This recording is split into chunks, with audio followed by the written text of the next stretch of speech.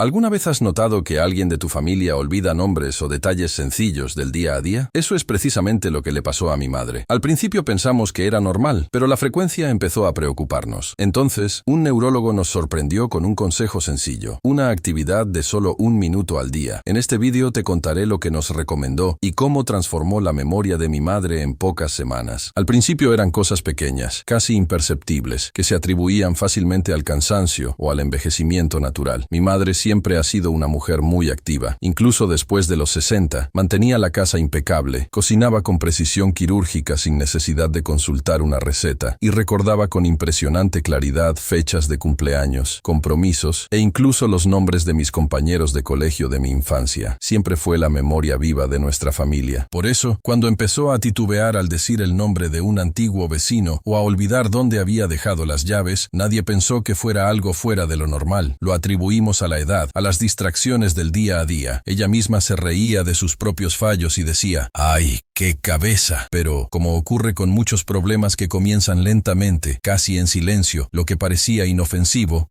fue cobrando forma. Recuerdo claramente una mañana en que fuimos juntas al supermercado. Caminábamos por los pasillos y ella, con la lista en la mano, se quedó paralizada frente al estante de las salsas. ¿Qué era lo que tenía que coger?, murmuró, mirando fijamente los envases. Cuando le respondí que era concentrado de tomate, esbozó una leve sonrisa, pero en sus ojos había algo diferente, una especie de frustración, una irritación consigo misma que no estaba acostumbrada a ver. Esa noche, le comentó a mi padre que se sentía rarita, como si su mente estuviera cansada, aunque no hubiera hecho mucho. Esa fue la primera vez que me di cuenta de que tal vez no se trataba solo de distracción. Con el paso de los meses, los olvidos dejaron de ser puntuales y comenzaron a afectar su rutina. Repetía historias con frecuencia, olvidaba que ya había contado algo. Comenzó a evitar contestar el teléfono, diciendo que confundía las palabras y se sentía avergonzada. Una vez, al visitar a una amiga de toda la vida, la llamó por un nombre equivocado, algo impensable para ella, que siempre había prestado tanta atención a los detalles personales de los demás. Ya no se trataba solo de olvidar dónde había dejado las gafas o el bolso. Era olvidar caras, nombres, el motivo por el que estábamos en un lugar determinado. Era como si una parte de ella estuviera empezando a desconectarse del presente. Incluso las tareas que siempre había realizado con facilidad comenzaron a convertirse en un reto. En varias ocasiones, la encontramos mirando la cocina sin recordar si había sazonado la comida o no. Ella misma, visiblemente angustiada, comenzó a llevar un pequeño cuaderno en el bolsillo para anotar tareas sencillas, como regar las plantas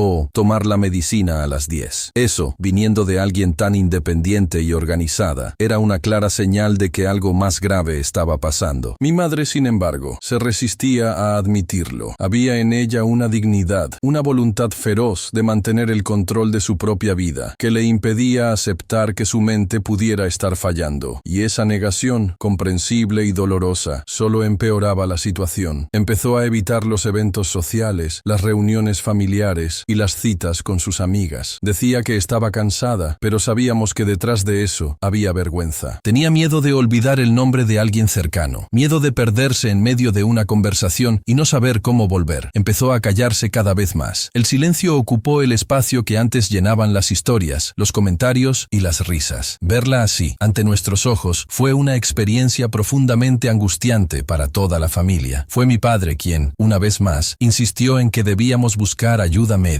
Él veía el sufrimiento de mi madre y, aunque respetaba su tiempo y su espacio, se dio cuenta de que ya no podíamos ignorar las señales. Su miedo era que apareciera la palabra Alzheimer, y de hecho, ese era el temor de todos nosotros. Pero lo que descubrimos al buscar un neurólogo fue algo más complejo y al mismo tiempo más esperanzador. La memoria humana es como un músculo, puede debilitarse con el tiempo, con el estrés, con los malos hábitos. Pero, al igual que un músculo, también puede estimularse, fortalecerse y reactivarse.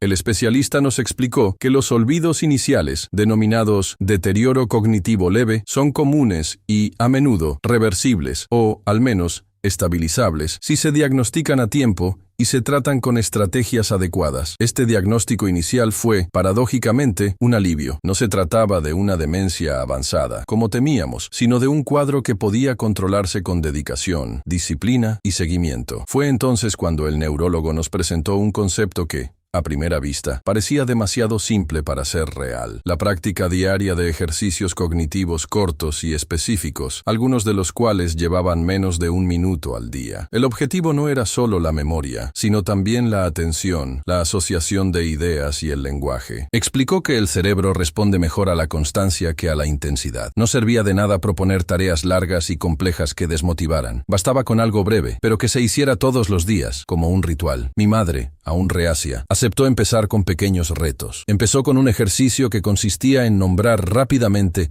5 objetos de la cocina mirando a su alrededor, o intentar recordar lo que había comido el martes anterior. Cosas sencillas, pero que requerían atención y concentración. Poco a poco, fue incorporando esto a su rutina, como si fuera parte de su día, y los resultados, aunque sutiles al principio, comenzaron a aparecer. La preocupación comenzó a instalarse silenciosamente, como una sombra que se alarga al final de la tarde. Al principio, como mencioné antes, intentamos minimizarlo. Cada olvido de mi madre se tomaba a la ligera, como una broma entre nosotros, como quien dice, es la edad. Nos reíamos juntos, incluso ella. Pero algo dentro de mí, tal vez el instinto de hija, comenzó a darse cuenta de que no era solo eso. Su mirada cambiaba cuando olvidaba algo importante. No era solo distracción, era frustración, era miedo. Una especie de vacío atravesaba sus ojos por instantes, como si ella misma sintiera que estaba perdiendo algo que siempre había sido suyo. El control de la mente, de la memoria, de su propia identidad. Mi padre, siempre tan racional, fue el primero en admitirlo en voz alta. Esto no es normal. Conocía a mi madre como nadie. Casados desde hacía décadas, compartían una rutina sólida, marcada por hábitos casi inalterables, y empezó a percibir rupturas en esa lógica. Pequeños retrasos, lapsos en las conversaciones, preguntas repetidas con pocos minutos de intervalo, y más que eso, estaba dejando de ser ella misma en aspectos sutiles. La mujer que hacía listas para todo, que organizaba los armarios por colores, que incluso mantenía los libros de la estantería en orden alfabético, ahora dejaba las tareas a medias, confundía las ollas, olvidaba los nombres de objetos comunes. Era como si hilos sueltos comenzaran a desconectar parte de su esencia. La decisión de buscar un neurólogo no fue fácil. Había, sobre todo por su parte, una profunda resistencia emocional. A mi madre nunca le gustaron los médicos, no por desconfianza sino por orgullo. Para ella, admitir que necesitaba ayuda era un signo de debilidad. Solo estoy un poco cansada, eso es todo, decía, incluso cuando estaba claro que se trataba de algo más que simple cansancio. Llevarla a la consulta requirió paciencia, empatía y, sobre todo, mucho amor. Lo hicimos con cuidado, sin presionarla directamente, pero mostrándole que era por su bien, por nuestra tranquilidad, por prevención. Se lo presentamos como una consulta rutinaria, como quien solo quiere controlar la tensión arterial o hacerse un análisis de sangre. Pero todos sabíamos, incluida ella, que había algo más profundo detrás de esa visita. La consulta del neurólogo estaba en un edificio antiguo, con paredes claras y pasillos silenciosos. La sala de espera era sobria, decorada con cuadros neutros y libros de neurociencia sobre la mesa. Recuerdo bien el sonido del reloj marcando los minutos mientras esperábamos. Mi madre estaba visiblemente tensa. Le sudaban ligeramente las manos e intentaba disimularlo jugando con el bolso, arreglándose el pelo, desviando la mirada. Cuando nos llamaron, se levantó con una calma ensayada, como si quisiera demostrar, allí mismo, que todo estaba bajo control. El médico era un hombre de habla pausada, de mirada directa, pero amable. Nos saludó con firmeza y desde el principio dejó claro que no estaba allí para juzgar, sino para comprender. Y eso fue exactamente lo que hizo. La consulta comenzó con preguntas sencillas: nombre, edad, profesión, fecha. Mi madre respondió con seguridad, pero dudó al intentar recordar el nombre completo de su nieta menor. Luego vinieron las pruebas, secuencias de números para repetir, objetos para nombrar, imágenes para describir. Con cada nueva tarea se notaba un enorme esfuerzo por su parte, no solo por acertar, sino por no mostrar fragilidad. El médico observaba con atención, tomando notas en silencio. En un momento dado, le pidió que describiera el camino desde su casa hasta el mercado del barrio. Empezó bien, pero pronto se perdió en el trayecto. Se quedó visiblemente afectada. Cruzó los brazos y dijo que no estaba acostumbrada a ser evaluada como una estudiante. El médico, con delicadeza, le dijo que no se trataba de una prueba, sino de una ventana para comprender cómo estaba funcionando su mente. Al final de la consulta, el neurólogo fue directo, pero reconfortante. Dijo que lo que observaba allí era un posible caso de deterioro cognitivo leve, una afección común en personas mayores de 60 años, que puede evolucionar o no, dependiendo de varios factores. Explicó que aún no se trataba de Alzheimer, pero que sería un error ignorar las señales. Y, más que medicación, recomendó estímulos, muchos estímulos. El cerebro necesita retos, al igual que el cuerpo necesita ejercicio físico, dijo, y entonces presentó la propuesta que cambiaría nuestra rutina. Pequeñas prácticas diarias, de solo un minuto, pero con un alto valor cognitivo. Actividades que activan la atención, el lenguaje y la memoria a corto plazo. Cosas sencillas, como enumerar palabras de una determinada categoría, volver a contar los acontecimientos del día anterior o hacer asociaciones visuales rápidas. Mi madre, aún recelosa, asintió. No dijo mucho, pero su expresión era de alivio contenido. Quizás por haber puesto por fin nombre a lo que venía sintiendo. Quizás por darse cuenta de que no estaba sola en este proceso. O, quién sabe, por comprender que había caminos a seguir, que aquello no era una sentencia, sino una advertencia. Cuando salimos de la consulta, el silencio entre nosotras fue prolongado. En el ascensor, solo se oía el sonido mecánico de los pisos al pasar. Solo cuando llegamos al coche, respiró hondo y dijo, si tengo que luchar contra esto, quiero empezar ahora. Y fue con esa decisión silenciosa, casi susurrada, que comenzamos una nueva etapa. A partir de ahí, nos centramos en aprender, comprender y aplicar lo que el médico había recomendado. Sabíamos que no sería fácil, pero tampoco era imposible. En los días siguientes, comenzamos a adaptar la casa, la rutina y nuestros propios comportamientos para ayudar a mi madre a recuperar los hilos sueltos de la memoria. Y así, poco a poco, iniciamos un proceso que, más que un tratamiento, sería un viaje de reconexión con ella misma. Al salir de la consulta del neurólogo, nos llevamos no solo un diagnóstico preliminar, sino también un nuevo reto, el de transformar la vida cotidiana de mi madre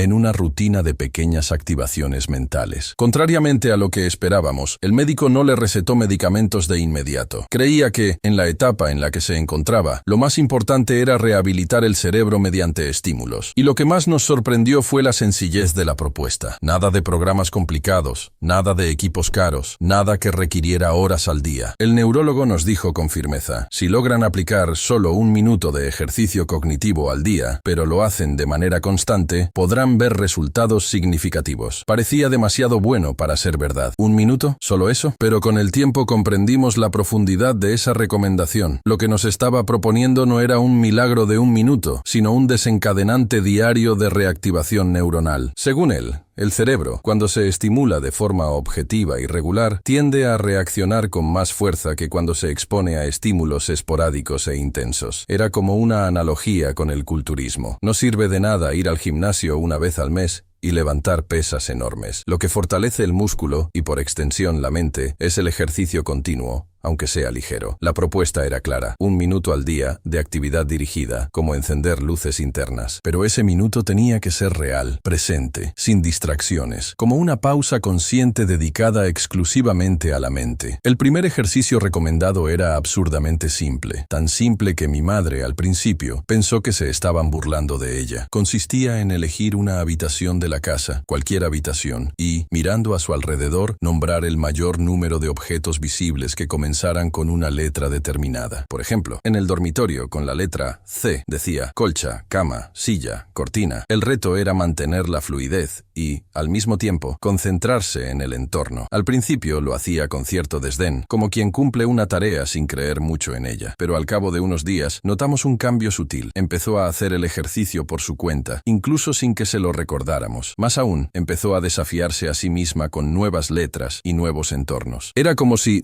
de repente, su cerebro hubiera descubierto un juego oculto, una forma silenciosa de volver a moverse. La semana siguiente vino otro ejercicio. El neurólogo nos sugirió una práctica llamada recapitulación activa. Al final del día, mi madre debía sentarse durante 1 minuto e intentar, de memoria, enumerar las 5 cosas principales que había hecho desde por la mañana. Nada complicado. Podía ser algo tan simple como me lavé los dientes, tomé café, llamé a mi hermana, regué las plantas, leí una revista. Pero había una condición. No podía consultar ninguna nota ni hablar con nadie durante ese tiempo. Era un diálogo directo con su propia mente. Al principio se sentía insegura. ¿Y si se me olvida lo que he hecho?, preguntaba. Pero el neurólogo nos había dado una indicación. No importa lo que recuerde, lo importante es intentarlo. hacerlo. Forzar la evocación, aunque sea incompleta, ya es en sí mismo un ejercicio valioso. Y pronto empezó a sorprender a todos, incluida a sí misma, con detalles que recordaba, con pequeñas cosas que había notado a lo largo del día, como el perfume de una flor en el jardín o la conversación entre dos vecinos en la calle. También había ejercicios de asociación. Por ejemplo, el neurólogo recomendó que, al ver cualquier objeto, mi madre intentara relacionarlo con un recuerdo o una historia. Sostenía una cuchara y decía, me acuerdo de la cuchara de madera que usaba mi abuela para hacer dulce de leche. Al ver una flor, decía, estas margaritas me recuerdan al jardín de la escuela donde estudié. Esto no solo activaba áreas del cerebro relacionadas con la memoria afectiva, sino que también creaba vínculos emocionales que fortalecían el recuerdo. Era casi como reavivar pequeños puntos de luz en áreas que se estaban apagando. Este tipo de actividad comenzó a extenderse por toda la casa. Era como si, de repente, todo pudiera ser un desencadenante de la memoria. Una canción antigua, un olor, un color, un sonido lejano. Todos estábamos aprendiendo a redescubrir a mi madre a través de estas pequeñas conexiones. Con el tiempo, creamos una especie de ritual. Todos los días, justo después del desayuno, ella hacía uno de los ejercicios. A veces era nombrar frutas que empezaran por una letra determinada. Otras veces era contar una historia de su infancia. A veces, solo mirar una foto antigua y decir los nombres de las personas que aparecían en ella. Todo duraba 1 o 2 minutos, como mucho, pero esos minutos pasaron a tener un valor simbólico mucho mayor. Representaban resistencia, representaban lucha, representaban la elección consciente de no dejarse llevar por el olvido. Y lo más increíble es que, con la práctica constante, llegaron los resultados, no de forma mágica, sino gradual. Empezó a recordar nombres con más facilidad, a completar frases con más confianza, a retomar conversaciones sin perderse en medio de ellas. Empezó a sonreír más, a participar más. Por supuesto, no todos los días eran iguales. Había días de cansancio, días en los que decía que su mente parecía nublada, y estaba bien, no la forzábamos. El neurólogo había sido claro, el proceso se compone de avances y retrocesos. Lo importante era la persistencia. Y mi madre, poco a poco, fue comprendiendo que esos minutos diarios no eran un castigo ni una prueba, sino un gesto de cariño hacia sí misma. Solo hicieron falta unos días para darme cuenta de que algo dentro de mi madre empezaba a cambiar, no de forma espectacular, como en una película, sino en detalles casi imperceptibles que, sumados, mostraban una transformación real. Al principio, era como observar la tierra seca, absorbiendo lentamente las primeras gotas de lluvia, después de una larga sequía. No pasaba nada de inmediato, pero había un movimiento silencioso de vuelta a la vida, y era precisamente en esos pequeños gestos, casi íntimos, donde empezaban a surgir los primeros resultados. No se trataba de milagros, sino de reencuentros. Reencuentros entre mi madre y partes de sí misma que habían empezado a esconderse bajo la niebla del olvido. Recuerdo claramente el día en que llamó al cartero por su nombre. Era un hombre sencillo, que pasaba por allí todos los días y al que ella conocía desde hacía años. Pero hacía semanas, quizá meses, que evitaba el contacto directo con él, precisamente porque no conseguía recordar su nombre con facilidad. Cuando lo vio en la puerta y le dijo con firmeza y una sonrisa, «Buenos días, señor Marcio». Mi padre y yo nos miramos en silencio. Era un nombre, solo un nombre, pero representaba mucho más que eso. Representaba el regreso de la confianza,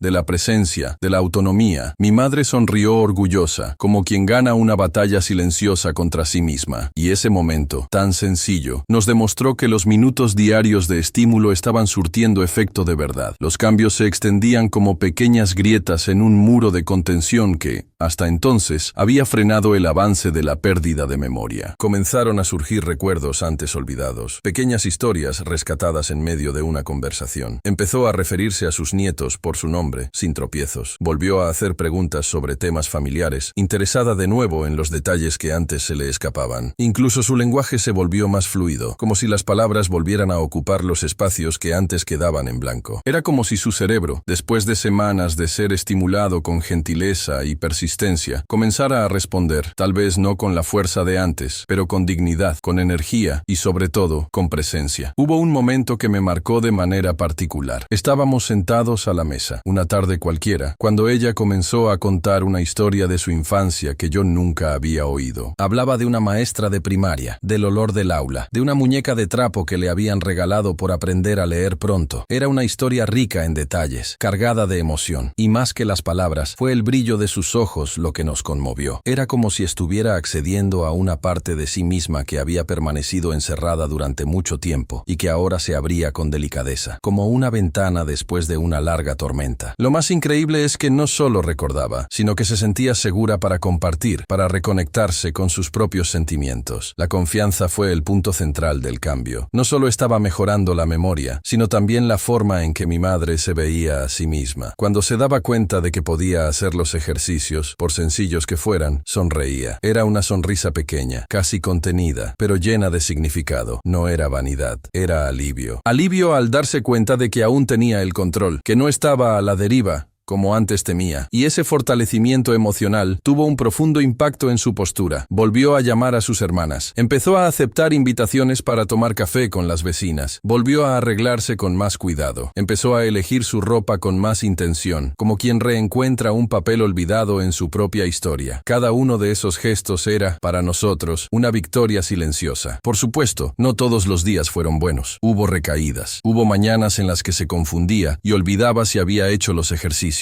Hubo noches en las que no podía recordar qué había cenado o qué día de la semana era, y en esos momentos la frustración volvía. Pero la diferencia era que ahora sabía que eso era parte del proceso. Ya no era un susto, un colapso, un agujero negro. Era parte de un viaje con altibajos. Y lo más importante, sabía que podía seguir intentándolo. Ya no se sentía impotente, se sentía participante, y eso por sí solo era revolucionario. Nosotros como familia también cambiamos. Aprendimos a tener más paciencia, a valorar más los momentos en los que recordaba algo. Empezamos a celebrar el día a día con otros ojos. Cada recuerdo recuperado era como un regalo. Creamos juegos juntos, convertimos las comidas en momentos de conversación y estímulo. Ya no era una obligación médica, era un reencuentro colectivo. Descubrimos que la memoria de una persona no le pertenece solo a ella, sino a todos los que la aman. Y al cuidar la mente de mi madre, estábamos, de alguna manera, cuidando la historia de toda nuestra familia. Y fue gracias a estos avances, a estas pequeñas grandes victorias, que empezamos a buscar nuevas formas de ampliar este proceso. Queríamos más herramientas, más estrategias, más formas de seguir estimulando su mente sin que se volviera dependiente de una rutina rígida. Empezamos a observar con más atención cómo su estado de ánimo, su alimentación, su actividad física e incluso el entorno que la rodeaba influían directamente en su memoria y su bienestar mental. Sabíamos que los ejercicios de 1 minuto habían encendido una luz importante, pero también sabíamos que eso era solo el comienzo de algo más grande, más profundo. Después de semanas inmersos en este viaje de redescubrimiento de la mente de mi madre, comprendimos que el ejercicio de 1 minuto al día era como la punta de un iceberg, un gesto pequeño, pero cargado de impacto, que nos invitaba a mirar más profundamente lo que había estado sosteniendo o debilitando su salud cognitiva a lo largo de los años. Aprendimos, con la observación y el intercambio constante con el neurólogo, que la memoria no es solo una función aislada del cerebro, sino el resultado de un delicado equilibrio entre varios aspectos de la vida: el cuerpo, las emociones, la nutrición, los estímulos externos, la calidad del sueño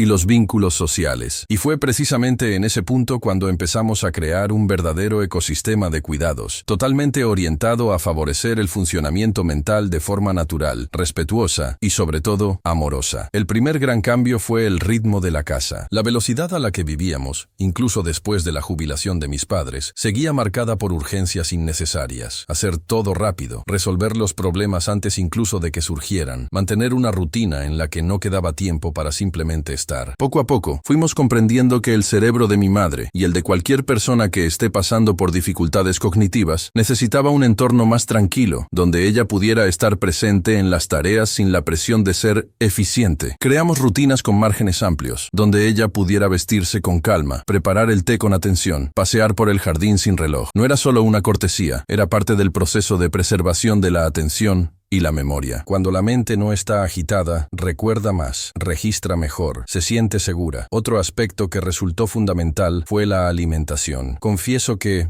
Al principio, no imaginábamos cuánto influyen los hábitos alimenticios en la salud mental, pero con orientación profesional comenzamos a hacer pequeños cambios con gran impacto. Menos azúcares refinados, más alimentos ricos en omega 3, antioxidantes y vitaminas del complejo B. Introdujimos más verduras de colores vivos, frutas rojas, semillas como la chía y la linaza, e incluso pescados como la sardina y el salmón en días alternos. La idea nunca fue convertir su dieta en una carga nutricional, sino incluir ingredientes que, además de sabrosos, actúan como verdaderos aliados de la salud cerebral. Nos dimos cuenta de que, con una alimentación más equilibrada, su estado de ánimo se estabilizaba y su disposición mejoraba. Dos factores directamente relacionados con la capacidad de recordar, organizar los pensamientos y mantener la mente activa. El sueño también pasó a tratarse con la importancia que merece. Durante mucho tiempo, mi madre dormía mal. Se despertaba en mitad de la noche, pasaba horas en vela y dormía siestas inoportunas durante el día. Esto, además de afectar al cuerpo, interfería directamente en la consolidación de la memoria. El neurólogo nos explicó que el cerebro necesita el sueño profundo para almacenar lo vivido, para filtrar lo que debe conservarse y lo que puede descartarse. Así que empezamos a cuidar más su entorno nocturno, luces suaves, horarios constantes, nada de pantallas antes de dormir y un ritual tranquilo antes de acostarse, como escuchar música suave o leer un fragmento de un libro familiar. La diferencia fue impresionante. Con un sueño más regulado, empezó a despertarse con más claridad, más centrada, con menos confusión mental en las primeras horas del día. Pero quizás el factor más transformador fue el redescubrimiento de los vínculos sociales. Durante mucho tiempo, mi madre se había encerrado en sí misma, por vergüenza, por inseguridad, por miedo a equivocarse, a olvidar, a fallar delante de los demás. Y ese aislamiento, que parecía un escudo, era en realidad una trampa silenciosa. La memoria necesita otras voces, otras presencias, para mantenerse viva. Fue entonces cuando empezamos, poco a poco, a reavivar sus lazos con el mundo. Fomentamos las visitas de sus amigas de la infancia, las llamadas telefónicas a sus familiares, los encuentros sencillos en el jardín con las vecinas. La animamos a intercambiar cartas, sí, cartas, con una prima que vivía lejos, y creamos la costumbre de leer juntas, por videollamada, fragmentos de poemas antiguos. Con cada interacción, mi madre se volvía más viva, más presente. Recordaba mejor porque volvía a sentirse parte de algo. En casa, también empezamos a utilizar la memoria de forma lúdica. Creamos juegos sencillos como ¿Quién soy?, en el que ella tenía que recordar a personas conocidas a partir de pistas que le dábamos. Organizamos álbumes de fotos por décadas, para que ella pudiera contar a su manera el contexto de las imágenes. Hicimos cuadernos de recetas en los que, además de los ingredientes, ella debía escribir historias relacionadas con la comida, como la tarta que hacía para los cumpleaños de mi hermano, o el dulce que aprendió a hacer con la vecina en 1974. Era la memoria afectiva en su forma más pura y poderosa. No solo estaba ejercitando la mente, sino que estaba recuperando la historia de su vida a través de los sentidos, las emociones y el lenguaje. Y entonces, a medida que esos hábitos naturales se iban integrando en la rutina, sin obligación, sin rigidez, pero con constancia, algo nuevo comenzó a florecer. Mi madre se volvía más ella misma, con sus recuerdos, sus manías, sus expresiones de siempre. El olvido seguía existiendo, por supuesto. Había días más nublados, momentos en los que se callaba, se perdía en el tiempo. Pero también había una nueva claridad, una presencia que antes era escasa. Y nosotros, como familia, también empezamos a darnos cuenta de cómo todos esos pequeños gestos, esos cuidados naturales, no solo preservaban su memoria, sino que fortalecían nuestros propios vínculos. Fue entonces cuando empezamos a reflexionar sobre qué más se podía hacer, sin prisas, pero con profundidad. Habría otras prácticas, otros enfoques, quizás aún más integrados, que ayudaran no solo a mantener, sino a ampliar sus capacidades cognitivas. Estábamos dispuestos a seguir explorando, porque cuando alguien a quien amas comienza a volver en sí, aunque sea poco a poco, aunque sea por breves instantes, todo en ti quiere encontrar caminos para prolongar ese regreso.